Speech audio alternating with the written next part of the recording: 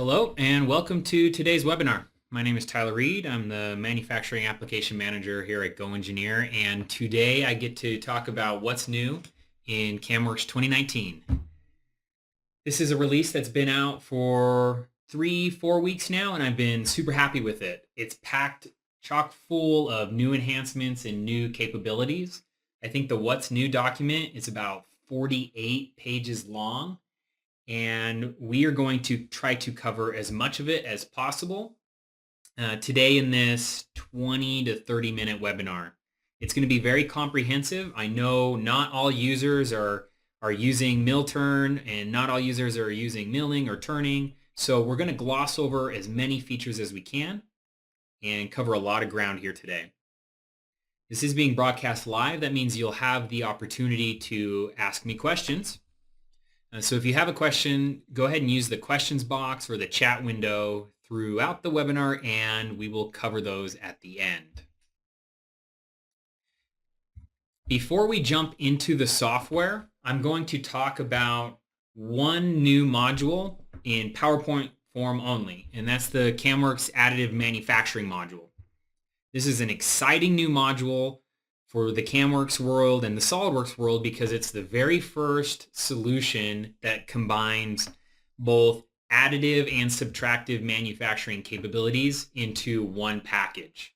So CAMWorks Additive essentially is materialized magics packaged up into the SOLIDWORKS UI and then integrated or connected to CAMWorks.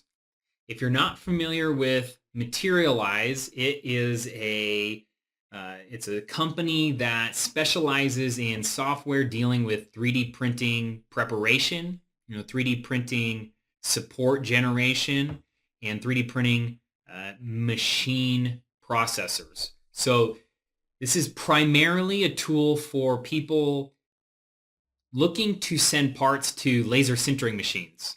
Powder bed fusion machines, things like SLA, SLS, DMLS, so metals, plastics, any laser sintering type machine where you're going to be generating supports and then later machining those supports off.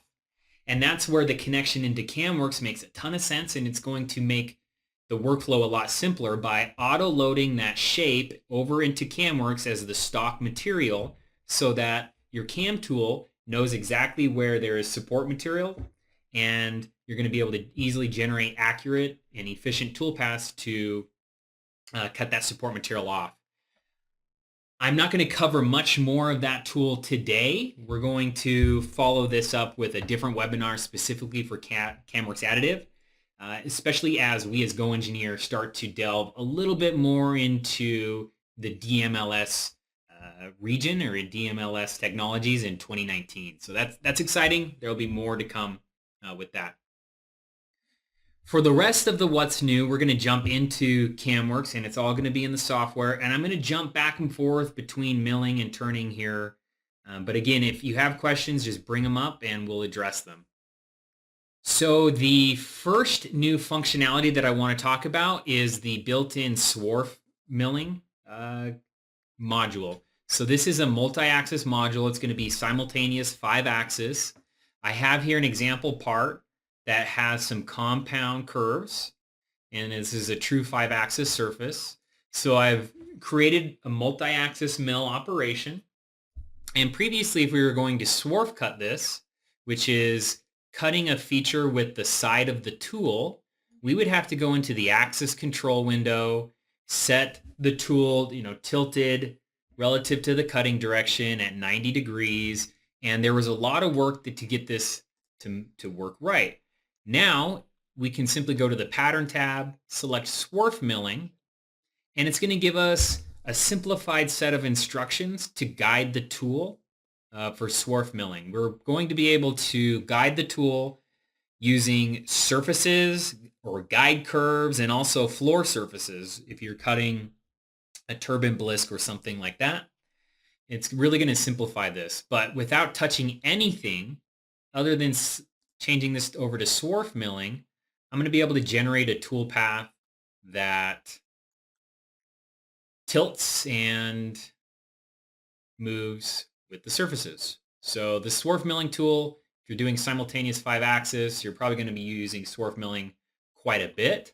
And this is going to simplify your process a lot. You're going to be able to save these strategies to your TechDB just like anything else and get to your parts quicker.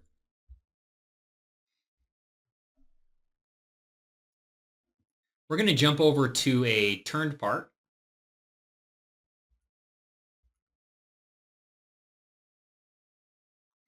And we're going to talk a little bit about mill turn. There are some exciting new enhancements and some new capabilities that are going to allow users to use CAMWorks on more advanced machines. So in the past, we've been able to program multitasking machines or mill turn machines or machines with live tooling up to 2 turrets. So tools could be held in front of the part and behind the part. You could have an upper or a lower turret, but just 2 turrets. And now with 2019, we have the ability to sync up 4 turrets. So this part here has been programmed for a machine that has 2 front and 2 rear, or 2 upper and 2 lower, depending on how your machines are designated. So we're looking at the CAMWorks Sync Manager window here, and this is showing all of the different turrets, the corresponding operations that are handled with each turret, and all of the sync codes to make sure that these turrets are all synced up together. If you haven't programmed for this yet and you have a multi-turret machine, we do have a mill turn video up on YouTube that covers more in depth how to handle these. We can drag and drop these, we can sync them up.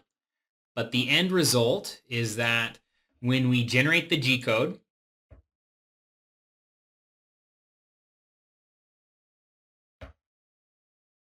and I'm going to generate this code and kick it over to the machine simulator. So this machine simulator, this could be CAMWorks Virtual Machine, or it can be Eureka, which we're pushing over into in 2019. It's connected to CAMWorks. CAMWorks is going to auto-load the stock. It's going to auto-load the machine geometry, auto-load the tools. So in this case, we have turn tools with inserts and holders and tool blocks. And it's going to simulate straight from the G code. And in this case, where we have 4 turrets, we're going to have 4 sets of G code. And we're just going to go ahead and just play this. And we're going to watch the true G code machine simulation, reading the G code here on the right-hand side. We've got just the 1 turret moving here with a rough pass. We're going to do a finish pass. And then this has been programmed so that we come in and hit the grooves with all 4 turrets at the same time. So there's a sync code and all 4 turrets are coming in at the same time. We're also doing collision checking between the turrets and the stock and the tools and all of that. And when we have a collision, like we see here, it warns us and we can deal with it at that point. So we can now do 4 turrets all synced up, and that can feed into our machine simulation reading from the G code, just like the rest of what we do in CAMWorks.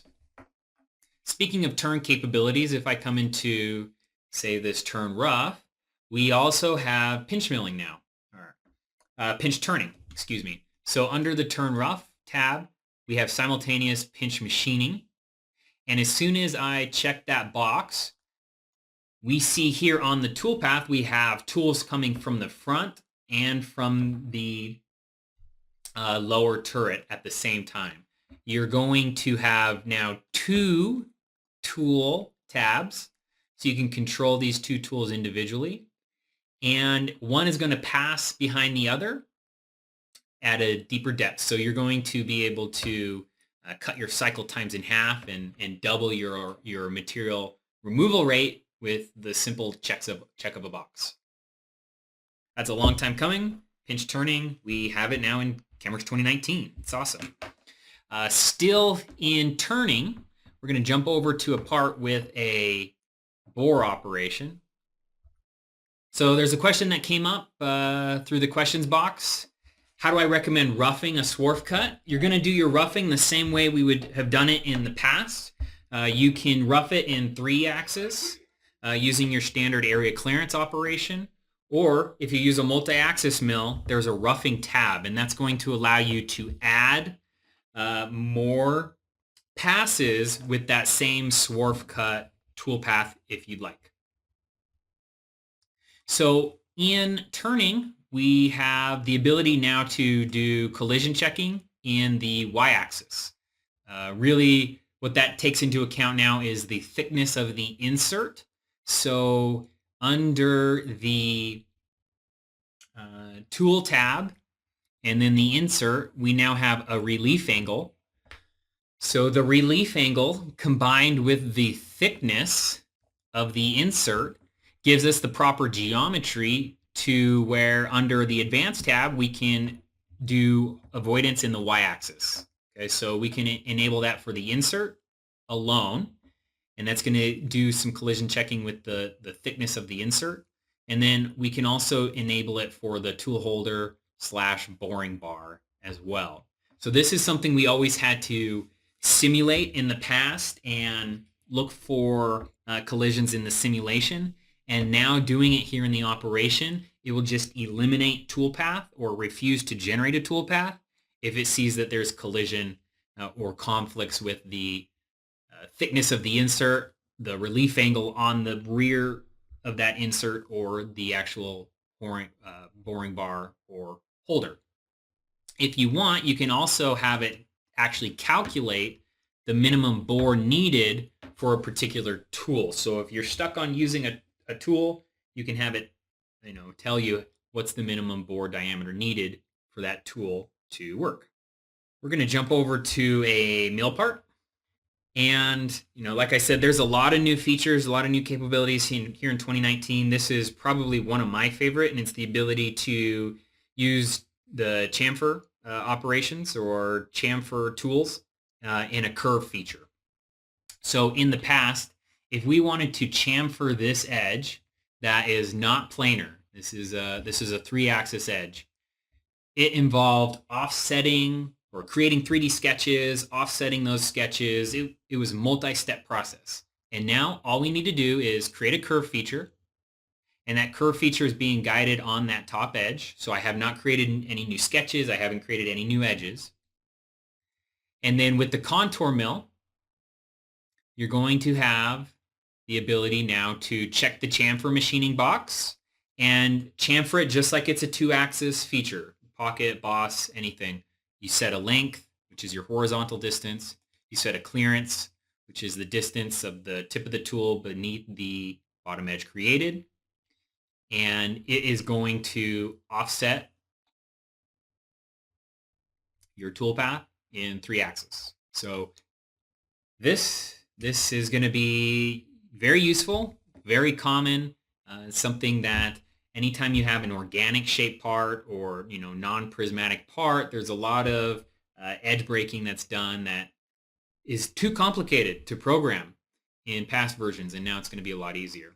Also notice that there is a new avoid allowance box here, and what that is a lot of times you might be chamfering an edge that comes up to a vertical wall, and we would always have to use avoid areas to pull the tool back against that vertical wall so that you wouldn't gouge your part. And now we don't need to do that. We can just use that avoid allowance, and it's going to automatically truncate your toolpath. It's going to stop your toolpath short of any vertical walls, so you won't encounter any situations where you're going to gouge your part. For example, if I wanted to if I were going to chamfer, say, this edge here, and if I was moving from right to left, that would be a tough thing for me to chamfer without hitting this wall. And that's what that avoid allowance is going to allow me to do now. Of course, this chamfer is already in the model, so you would program it probably a different way. But since I have this model up, let's talk about some other new milling capabilities that we have. So I have, here's another contour mill. with a chamfer on that edge. Pretty cool. It is going to truncate if the angle goes beyond a certain steepness. So what I want to do is show you guys the advanced edit toolpath. Now, we've always been able to edit toolpaths. It's been hidden, so I would guess that probably 80 or maybe even 90% of you who are watching this don't even realize that we can edit the toolpath. But now we can edit it even more. So this is a 2-for-1. When we edit the toolpath, the way we access this menu is we need to expand out the operation, and that shows any avoid features, and it also shows us the feature that an operation is tied to. You right click on that feature, and in the past we had edit toolpath. Now we have advanced edit toolpath. So I'm going to talk about advanced edit toolpath because this is the new one. Some of the functionality is the same, but we have a lot more capability to edit this toolpath. And you know, it's not uncommon for me to be asked, you know, can I change the feed rate in the middle of an operation, or can I adjust the lead in or lead out direction or location just a minute amount? And in the past it was more difficult, and now it's going to be even easier. So let me explain what this edit toolpath is we can step through our toolpath step by step by step. We're seeing the APT code down here. So we have our X, Y, Z coordinates. We have feed rate changes.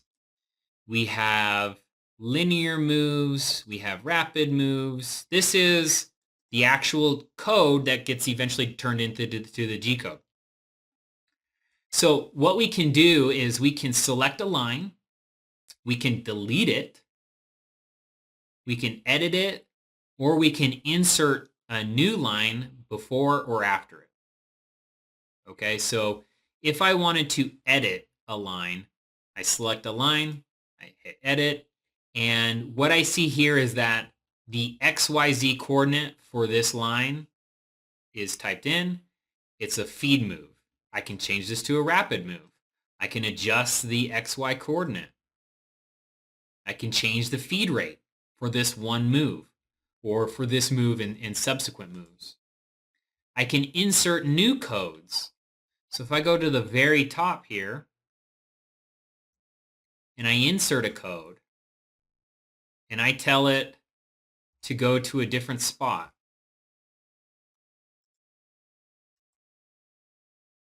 see, I've changed that rapid path to move over an X and then down, because I chose to keep it as a rapid. So I can start to fine-tune lead-ins and lead-outs.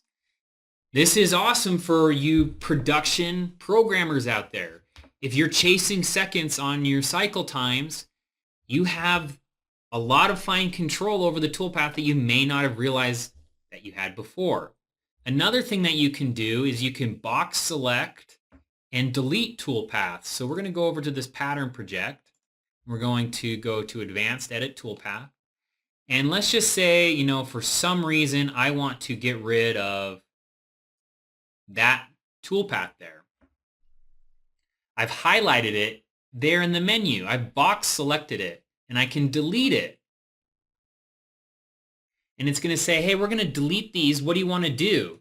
And I can say just move direct between the endpoints or retract to rapid. And I've directly edited the toolpaths at that point. You know, you might use this as a programming tool, or you might use it as a way to clean up extraneous moves that you just don't want, and you can't get CAMWorks to stop generating them. Just box select them and delete them, and forget that they were ever there. Still here in milling, we have some cool new tool geometries that we can account for. So we have the ability to obviously create straight tools, but we can now do tapered end mills and necked end mills. So we used to have to lie to CAMWorks or use custom tool geometries to get these, and now we're going to be able to do tapered and necked shanks right out of the box. Here in the Feeds and Speeds tab, we have two new areas for dealing with feed rate overrides in sharp corners and arc feed rates. Again, this is something that we have done in the past through the post processor, and we no longer have to do that. So it's going to be widely available to everybody. We're going to be able to define what a sharp corner is, how far out from the sharp corner we're going to change the feed rate, so as a percentage of the tool or as a distinct distance before and after that corner. And then we're going to be able to slow down or speed up the feed rate for those sharp corners. And then for the arcs, we're going to be able to slow down or speed up our feed rates as well. So it's pretty well accepted in industry that, you know, a lot of tool wear and machine wear and a lot of inefficiencies are happening when your tools are going into sharp corners and arc feed rates. They tend to rub a little bit. And so we might want to slow it down or speed it up depending on what you believe in. And this is going to give us the tools to do everything we want. There's a question here, am I going to post the webinar on YouTube? And the answer is yes, it will be up on YouTube this week. We're going to jump over to a different part, and we're going to talk about some more milling capabilities. Something that CAMWorks has had that no other CAM tool has had is the ability to read in SOLIDWORKS toleranced dimensions and adjust toolpath strategies based on those dimensions. So if we had a hole, we could look at the tolerance window and CAMWorks would automatically pick a bore cycle over a ream cycle or a drill cycle depending on the tolerance window. Now, once you start looking at the tolerances of a model and you're trying to decide how that affects your machining, something that becomes evident very quickly is that in situations where you have asymmetric tolerances, okay, so you have a tolerance on the location. So we're talking about location tolerances, the location of maybe this pocket in relation to an edge or in relation to a circle or whatever. Based on your tolerances, you might actually want to cut a pocket that doesn't correspond to this exact location. You know, you as a programmer or a machinist, your goal is not really to make a part that it is the exact same size and shape as the CAD model. Your goal is to create a part that passes quality inspection. And especially when we have asymmetric tolerances or we have GD&T with bonus tolerances, sometimes you would want to move the feature. It's going to give you the best chance to create a part that qualifies. And in the past, what that meant is you had to change the CAD file. And that's not easy to do, and it's not even suggested in a lot of cases. So CAMWorks recognized that, and now we can move features without actually changing the features. So for example, we have this pocket here. Here's a finish pass on this pocket. It's aligned with the model. But let's say we have an asymmetric tolerance or a bonus tolerance or what have you, and it would make sense to move the feature slightly. We're not going to go over to the SOLIDWORKS feature tree and start adjusting sketches and changing what the engineer sent us. Instead, we're going to go to our feature and we're going to right click and say move. And all I'm doing is moving the cam feature. So I can nudge the feature a little bit in X, a little bit in Y. It's going to regenerate the toolpath. And now I may end up with a feature in a machine part that has a better chance of passing quality inspection. This is awesome. This allows us to more easily stay within the CAD tool and not do any funny business with changing the geometries, creating copies of files, doing any direct editing and things like that. Sometimes when we find features using automatic feature recognition, particularly with holes, we don't end up with the end conditions that we want. So over here we have these holes that, like in years past, when it finds a hole, it puts the top of the hole feature at the exact top and the bottom at the exact bottom of the geometry. But what happens if we want to drill those holes before we actually cut away all of the stock material? Well, we're going to crash the machine. We're going to wrap it right into the top of the part if we don't adjust those end conditions. And in the past, it was a little bit difficult to do that. Now, it's very easy. It's very accessible. Back here in the features, I can right click, edit end conditions, and I can set it, say, up to stock on the top, up to stock on the bottom, and boom, it's done. I can go up to stock, up to vertex. I can do it blind. I can change them very rapidly, and the toolpaths are going to follow. So that's an ease of use. That's a user experience change. So we're going to jump back over to that 3-axis toolpath, this pattern project. And this kind of looks like it would be a casting or a mold for a casting.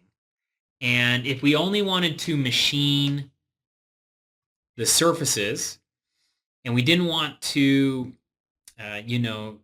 rough out the entire part because there's nothing there, there was never a great way to do that in the built-in rest machining. But now we have the ability to say our method for rest machining is not from a work in progress or from an STL file. It's actually from the current part and then just an offset from that current part. And this is going to be great for 3D printed parts, cast parts, forged parts, things that are maybe just offset slightly on certain surfaces. And we only want to rough out those small extra pieces of material. And I'm going to jump back and forth again. We have a VoluMill toolpath over here. We got a couple new features in VoluMill. We have VoluMill selected here, and notice we now have the ability to do a zigzag toolpath. Certain other tools would call this both ways. We call it zigzag. This means it's going to do both climbing and conventional. In the past, VoluMill technology only did climb milling. If we select zigzag, it's going to switch back and forth between climbing and conventional until it reaches the final cut. The final cut is always going to be in climbing. And if it's opening up a slot, it will always be in climbing. But you will see it do, if you select this, you'll see less moves that pull up to the skim plane and wrap it back over to the start. So it can, especially on larger parts, speed up the roughing process. It's going to be something you can select yes or no. Speaking of the skim plane, we also now have the ability to set a clearance plane in VoluMill. So rather than just moving to a rapid feed move, we can set it to go to a clearance plane and use a standard rapid move. On this part, we were talking about tolerance-based machining in the context of a pocket. We do have CAMWorks TBM in turning now as well. So if I'm in a turned part and I run the tolerance-based machining, we now see turn features, OD, ID, facing, grooves, and these turn features have their different tolerance ranges and their selected strategy. So if you're not completely familiar with what TBM does, going back to what I said before, it looks at the tolerance window and then selects a strategy based on the tolerance window. So let's talk about, say, an OD feature. If in SOLIDWORKS, I used MBD dimensions to set, say, a size tolerance on a diameter. I set a size tolerance with plus 0.002 minus 0. So that's a 2 thou tolerance window. That might be common if it's a O-ring groove or it's a bearing race, something tight tolerance. And when it comes to manufacturing, you're going to cut that differently than if it's just a non-critical, non-mating surface. So you're going to have a different strategy to cut that. And that's what TBM automates. It's the selection of the strategy. So if we were to run TBM, it runs through the feature recognition. It identifies features. If those features have tolerance dimensions, it will select the strategy based on the tolerance window. So it's very cool. And in the past, it only worked in milling, and now it will work in turning and mill turn as well. And something that is new to both milling and turning is that it will also identify GD&T. So we'll see things like straightness and flatness and other GD&T type constraints that can also be used to guide automated strategy selections. This is awesome. This, along with the move feature capability, are really setting CAMWorks up to succeed as the entire SOLIDWORKS ethos becomes more and more reliant on the 3D model instead of 2D drawings. Now, the last thing that I'm going to talk about is maybe my number 2 or 3 favorite feature, and that is the ability to set up default strategies based on different machine types. Okay, so on top of being able to set up strategies for different tolerance windows, I can set up strategies for my laser versus my mill versus my router. So again, walking through the workflow, I open up a part, I hit extract machinable features, it finds features and it assigns strategies based on what the defaults are if there's no tolerances. So for a pocket, it might find, say, a rough finish. But if I have multiple machines that behave significantly different from each other, it would make sense that my strategies would be different. You know, me personally, I program for a Tormach 770M here at work, and I program for a larger mill, an older Lagoon-Matic at home. They're 2 different machine classes, and I have 2 different sets of tools at home and at work. And sometimes I'll program things for my friend's router, his wood router. So there was a lot of like running extract machinable features and changing strategies. Now we don't need to do that. Based on what machine I have selected, say I have my Tormach, my Lagoon-Matic, my ShopBot here, it will choose strategies based on the machine. So the way we set that up is under the TechDB,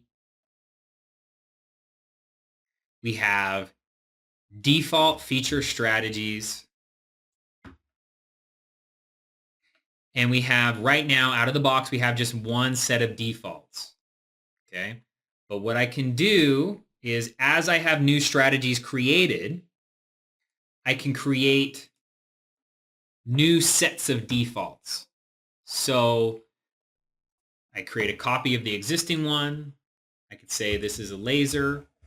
And when I'm programming lasers for holes, I probably don't want to drill them, right? Or for, say, a rectangular pocket on a laser, I'm not going to do a rough rest finish. I'm just going to do a finish only. On a pocket, finish only. Finish only, right? So I've created a new set of default strategies. I've named it laser. And the way I match that up with a machine, in this case, I don't have a laser machine in my TechDB, but if I did, I would set my machine to use the laser default strategies. Okay. So I'm not going into a lot of depth into this. We have other content that goes into, creating new machines in the TechDB and saving your work back to the TechDB. Both of those are prerequisites. You're going to need multiple machines. You're going to need some custom strategies. What's new here is that we can set up the CAMWorks workflow to select those strategies based on the machine type you're using, which is cool. And it's going to save a lot of time. And that's going to cover it. We covered a lot of new features. I recommend going back and looking at the What's New document in your CAMWorks install, or going over to the CAMWorks website, What's New 2019. I think it's 54 pages long. It's going to go into a lot more detail than what I've been able to show you here. But at least you know that it exists. There's very few things that I didn't talk about, but there are some hidden gems as well. I want to thank you guys for joining. If you have any questions, go ahead and type them into the YouTube comments, and I'll do my best to address them. I appreciate you watching, and I'll catch you next time.